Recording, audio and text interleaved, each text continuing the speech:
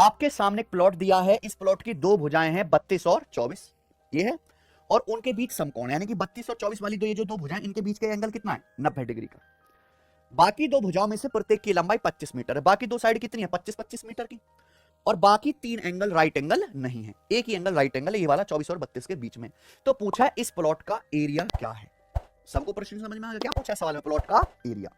कभी भी ऐसा प्रश्न है आपको क्या करना है कि भैया आप यहां से इस क्वाड्रेंटल को डायगोनल खींच दीजिए। जैसे ही आपने डायगोनल खींचा बच्चों, यहां पे क्या दो राइट एंगल दो ट्रायंगल नहीं बन गए क्या आपको, यहां पे दो त्रिभुज नहीं दिखाई दे रहे है कि नहीं सचिन।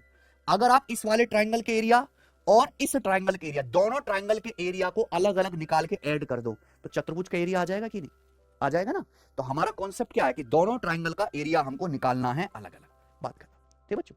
अब ये राइट एंगल ट्रायंगल है, ये 24 है, ये 32 है, तो 90 डिग्री के सामने कितना होगा प्यारे बच्चों 40। आपको सर कैसे, देखिए 24 और 32 किससे डिवाइड हो रहा है 8 से, 8 से डिवाइड हो रहा है, 8 तिया 24, 8 चौक 32, तो 8 पंजे 40, 3 4 5 पाइथागोरन ट्रिपलेट होता है ना 3 4 5, बस यहाँ 8 से गुणा कर दी, 8 तिया 24, 8 चौक 32, 8 पंजे 40 है ना बच्चे।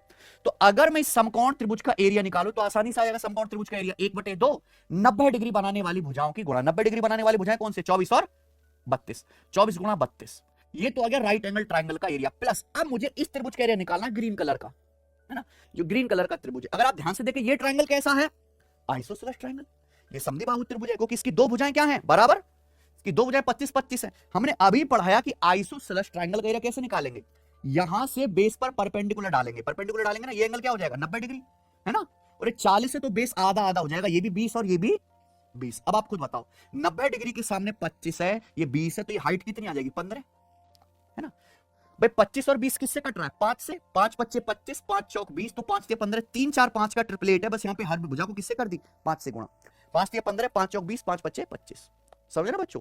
तो ये ट्रिपलेट बहुत अच्छा इंपॉर्टेंट राइट एंगल ट्रायंगल याद होना चाहिए। अब आप बताओ इस आइसोसेलेस ट्रायंगल का एरिया क्या आएगा भाई, ये बेस का आधा 20 है और हाइट 15 है, इनकी गुणा बताओ, इससे आसान तो कुछ है ही नहीं, 20 गुणा 15, तो ये आ जाएगा इस ट्रायंगल का एरिया समद्विबाहु त्रिभुज का। तो पूरे चतुर्भुज का एरिया क्या आएगा जोड़ दीजिए। अब जब आप जोड़ोगे प्यारे भैया तो 2 से आपका 32 कट जाएगा 16 बार, है ना, तो 24 गुणा 16 कितना आ जाएगा मेरे प्यारे भाई 384, 320 और 64 384, 384 में 300 ऐड करेंगे यानी कि 684, ये आ गया ना बच्चों 684 मीटर स्क्वायर। कौन सा ऑप्शन है, डी ऑप्शन, समझे बात, कोई दिक्कत, बढ़िया है। तो ये स्पेशल ट्रेंडिंग पैटर्न है जो रेलवे की हर तीसरी शिफ्ट में पूछा जा रहा है।